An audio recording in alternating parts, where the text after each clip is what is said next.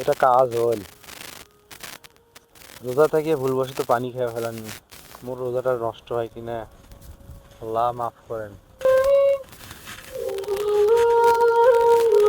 আরে আলামিন না, একা একা বসে কি করে, কিসের টেনশন করে দেখি তো।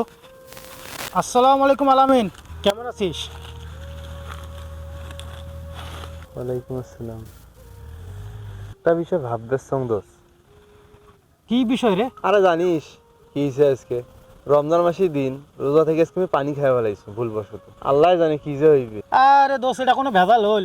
এটা একটু ছোট করে বিষয় নিতে ভাবিস, মুই জীবনে কত পানি খাওয়া রোজা আসনু। তোর বোকা ছাড়া তুই আসলে তো এটা কিছু জানিস না। দূর চামড়া, তোকে একটা ভালো কথা কোনো বুঝলু নে। তা থাক, তুই তোর কাছে থাক, মুই মোর কাছে চলি কেন। ঠিক আছে, তুই তোর টেনশন নিয়ে থাক। কথা কিছুই জানে না। লাভ দেখো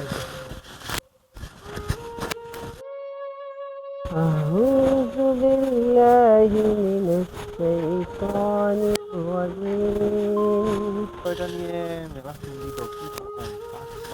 بسم الله الرحمن الرحيم হুজুর আসসালামু আলাইকুম। হুজুর আপনার দেখা পেয়ে ভালোই হইলো। ওয়ালাইকুম আসসালাম। আলামিন, কি সমস্যা তোর? আসলে হুজুর হয়েছে কি, আমি আজকে সিয়াম ছিলাম বুঝছেন, কিন্তু ভুলবশত পানি খেয়ে ফেলেছি। এই বিষয়টা নিয়ে আমি সকাল থেকে অনেক ভাবতেছি, আদৌ আমার সিয়ামটা হবে কি না। আরে আলামিন, এটা কোনো বিষয় হয়? এর জন্য তুই এত চিন্তিত? আলামিন, তুই তো এর সমাধান কোরআনেই পাবি।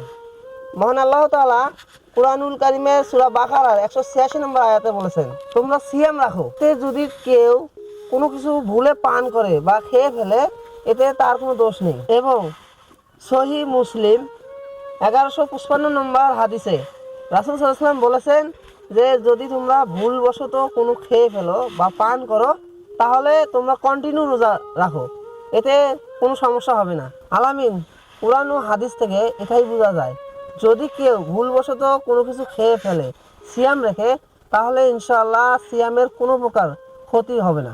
ধন্যবাদ হুজুর, এই বিষয়টা জানার পর অনেক উপকৃত হলাম। সকাল থেকে এই বিষয়টা নিয়ে অনেক টেনশনে ছিলাম, যাক আলহামদুলিল্লাহ বিষয়টা জানলাম।